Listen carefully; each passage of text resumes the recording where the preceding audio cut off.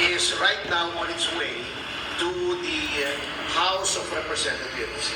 This is an ethics complaint against Congressman Danilo Ramon S. Fernandez, more popularly known as Dan Fernandez, or Attorney Google. Attorney Google. Anyway, this is for certain conduct unbecoming of a member of parliament, unparliamentary conduct, which were committed during the hearings of the Quadcom. I will just give you the general details anyway. I will be leaving this copy for you, and those who wish for soft copies, I will viber to you later immediately a soft copy. If you recall, noon pong nililitis o dinidinig yung tungkol sa mga pogo, kinatawan ko po roon. Nirepresent ko si Miss Catherine Cassandra Leong, at lahat naman po tayo saksi sa ginawang paglabag sa mga karapatan ni Miss Cassie Leong. Specifically, not only the deprivation of the right to counsel, but physically, this was unprecedented in legislative history in this country.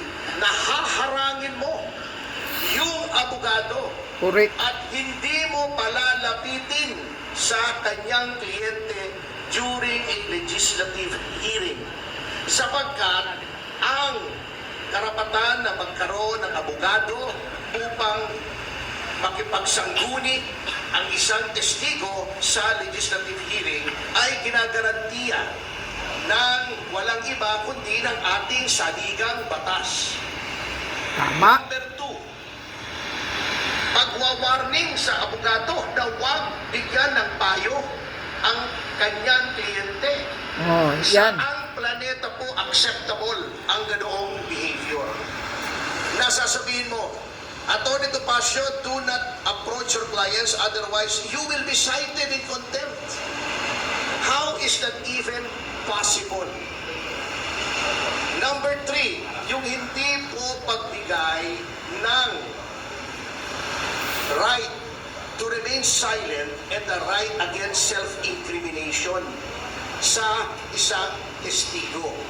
At si Congressman Fernandez, bagamat hindi abogado, hindi ko naman sinasabing kapag hindi ka abogado ay hindi mo na alam ang batas.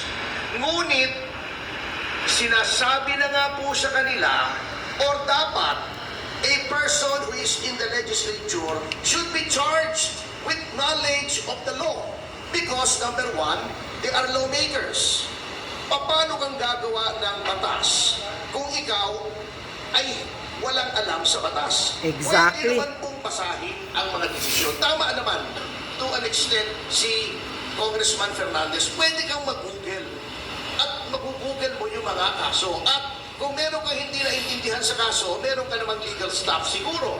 O itanong mo sa kapwa mo, man na abogado, ano bang ibig sabihin nito? At pinoint out na nga po sa kanila na sa napakaraming kaso, the right to remain silent and the right against self-incrimination may be invoked not only in criminal proceedings, but in all proceedings, civil, administrative, legislative.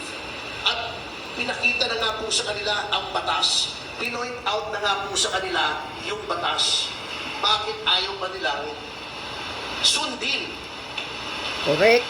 That is also against the oath that they have taken when they took their oath of office to defend and protect the Constitution and the laws of the Republic of the Philippines and pronouncements of the Supreme Court, according to our civil code, are part of the law of the land. So yan po ang isang violation, ano? Yes. Dapat talaga kasuhan yung tuwad ko, mga abusado. Walang alam sa batas. Of the law of the land. So yan po ang isang violation, ano? Number 2, yun pong the right of a witness to be treated with dignity and with respect. Yes, Kapag isa ikaw pa yan. tinatawag na na-violate po yan. Binabastos po nila ang mga witnesses, not only my client. But of Exactly. course, I have no right to complain on behalf of the other witnesses who are also represented by counsel. Yun po. Number 3, yung pronouncements, very unparliamentary. Alam niyo po, in all parliaments in the entire civilized world, meron pong language na tinatawag nila unparliamentary. Diba? Ayaw na ayaw nila si Pangulong Duterte. Sinabi nila, do not use offensive words. Pero bakit sila? Tatawagin nilang pathological liar, puro kapakyut, puro ganon. Tatakutin mo pa. Misleading the witness, sasabihin pa, tignan mo itong mga napatay, di umano dahil daw ng pogo. Tignan mo yan, we will grant you immunity. If you testify against them, that is misleading. Yes. The legislature cannot grant immunity.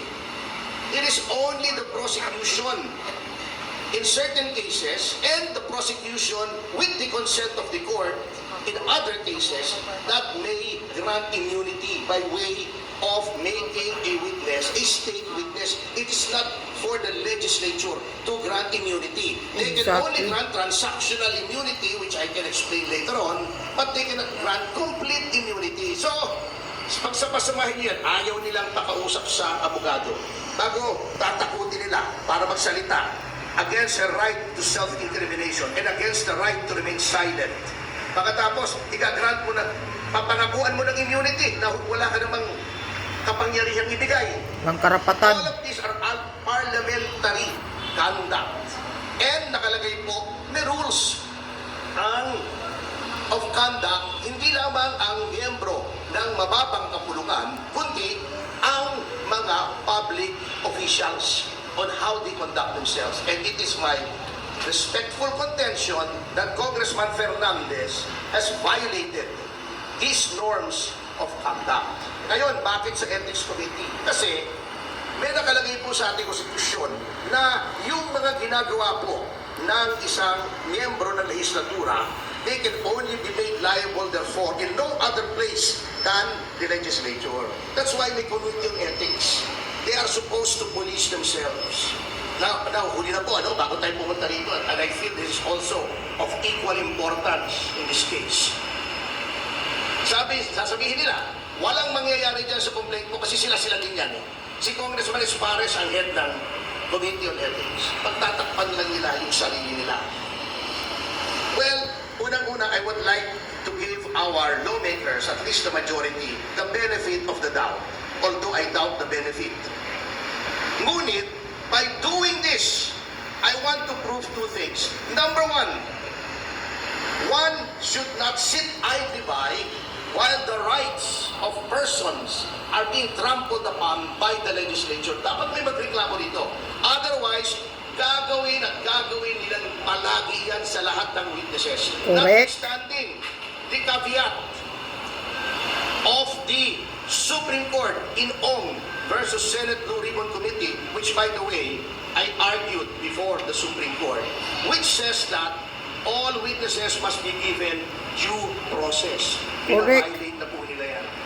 Number 2, by filing this, I want to hold a mirror up to our honorable congressmen.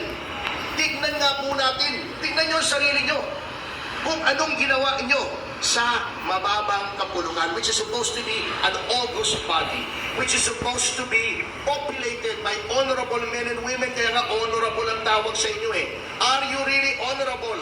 No. Are you really august? Walang mga dignidad. Kaya nyo bang i-police ang inyong ranks? Do you still have any shred of decency left in your bodies para makita na mali ang ginagawa ng isang miyembro ninyo at disiplinahin ninyo? Because by no stretch of the imagination is such conduct exhibited by Congressman Fernandez allowable or should be countenanced or tolerated by anyone.